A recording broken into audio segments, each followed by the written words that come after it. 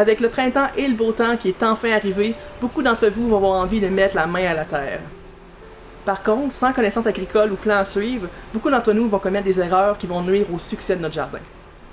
La majorité des gens vont se lancer dans un centre jardin et prendre les premières plantes qu'ils vont voir, les plus belles, les étiquettes les plus colorées, les noms les plus attrayants, sans vraiment savoir si ces plantes-là sont adaptées au terrain qu'ils ont chez eux.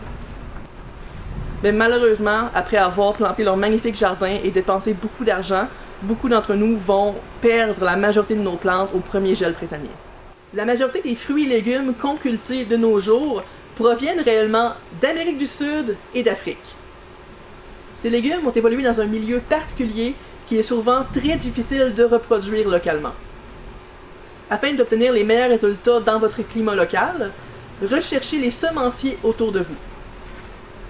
Ces professionnels ont, au fil des années, adapté ces plantes à votre climat local.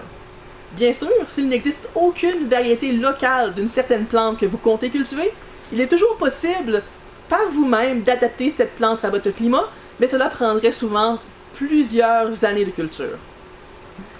Les 4 points importants à garder en tête pour un jardin réussi sont premièrement votre espace disponible, ensuite votre lumière et sa qualité, puis votre climat local, et finalement votre qualité de sol. Premièrement, quel espace avez-vous réellement besoin pour cultiver? Beaucoup d'entre vous diraient 1 acre, 2 acres, mais en vérité, l'espace minimal pour fournir des fruits et légumes frais est à peu près 10 cm par 10 cm. Cet espace est suffisant pour mettre un pot maçon dans lequel vous pourrez cultiver des petites germinations. Si vous décidez d'utiliser tout le rebord d'une fenêtre, vous pouvez maintenant faire des micro-pousses, des fines herbes. Avec un balcon ou une grande fenêtre, vous pouvez faire des plantes en pot, des paniers suspendus, et finalement, toutes les autres options s'offrent à vous si vous disposez d'un terrain. Les plantes que vous pourrez sélectionner dépendent entièrement de l'espace que vous disposez. Par exemple, si vous avez seulement un balcon, il est déconseillé d'essayer de planter du maïs, des pommes ou autres grands arbres, grandes plantes. Si vous disposez de plantes en pot seulement, par exemple, vous pouvez planter des pois, beaucoup de plantes grimpantes. En effet, plus votre espace est restreint, plus vous devriez utiliser des méthodes de culture non conventionnelles et faire preuve de débrouillardise pour obtenir des résultats satisfaisants. Deuxièmement, c'est votre lumière. De quelle quantité de lumière disposez-vous et aussi quelle en est sa qualité? Dépendamment de votre situation géographique, la force de votre lumière peut être complètement différente. Vous ne pourrez pas planter les mêmes plantes en Alaska, par exemple, qu'en Floride. Aussi, est-ce que votre cour est situé au nord à l'ombre de votre maison? Ou avez-vous par exemple un grand chêne entre votre jardin et le soleil? Ce genre de choses peut changer complètement les plantes que vous allez pouvoir cultiver. Beaucoup d'entre vous auraient peut-être tendance à penser que le plein soleil est toujours avantageux pour les plantes, mais c'est pas toujours le cas.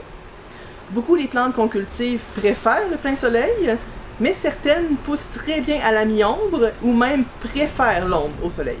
En effet, si vous mettez ces plantes en plein soleil, vous aurez souvent à surarroser pour assurer leur survie.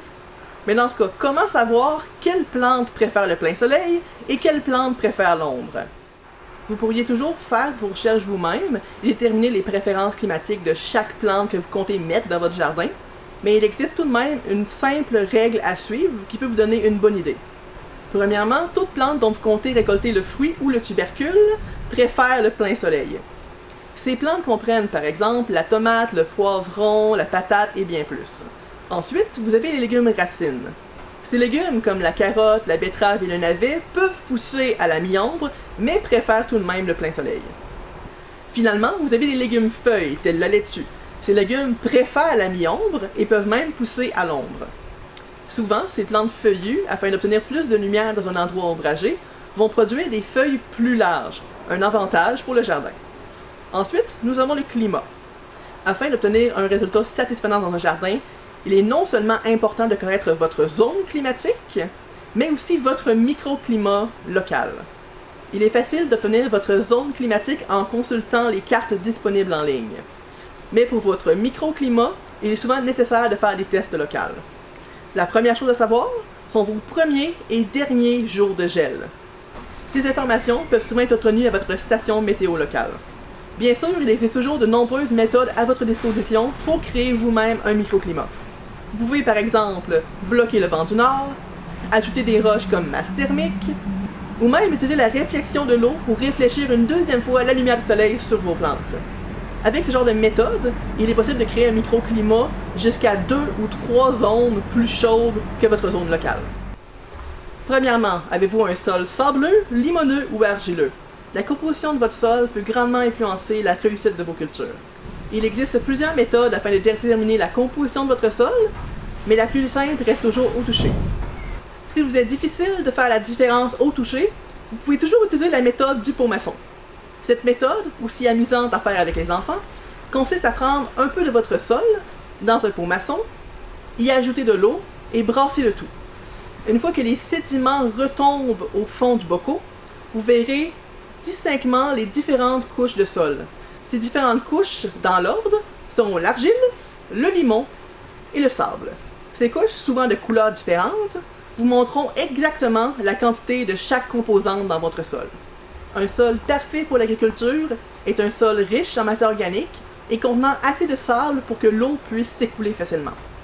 Si vous avez un sol argileux, par contre, tout n'est toujours pas perdu, car beaucoup de plantes peuvent pousser dans un sol argileux, ou même certaines préfèrent l'argile au sable. Après la composition de votre sol, il est important de savoir la quantité de nutriments disponibles dans celui-ci. Pour une croissance réussie, votre sol doit contenir de l'azote, du phosphore et du potassium en bonne quantité. Pour déterminer si votre sol contient ces nutriments importants, la façon la plus simple est de prendre un petit échantillon de celui-ci et de l'envoyer pour un test de sol. Avec un test de sol professionnel, vous obtiendrez aussi les quantités d'autres minéraux utiles, mais aussi de contaminants et métaux lourds dans votre sol. Il est toujours extrêmement important de s'assurer que notre sol n'est pas contaminé avant d'y cultiver de la nourriture. Beaucoup de gens ne sont pas au courant de ce qui a pu se passer sur leur terre avant qu'ils achètent leur terrain ou leur maison. Alors il est très important de faire un test de sol pour éviter les empoisonnements. Le deuxième détail relié à l'espace que vous allez devoir garder en tête si vous faites un jardin, c'est l'espacement de vos plants. Alors dépendamment de ce que vous voulez planter, par exemple des radis, vous allez peut-être seulement avoir besoin d'un demi-pouce entre chaque plant. Mais si vous voulez planter quelque chose comme des courges, des citrouilles, etc., vous allez avoir besoin de plusieurs mètres pour un seul plant.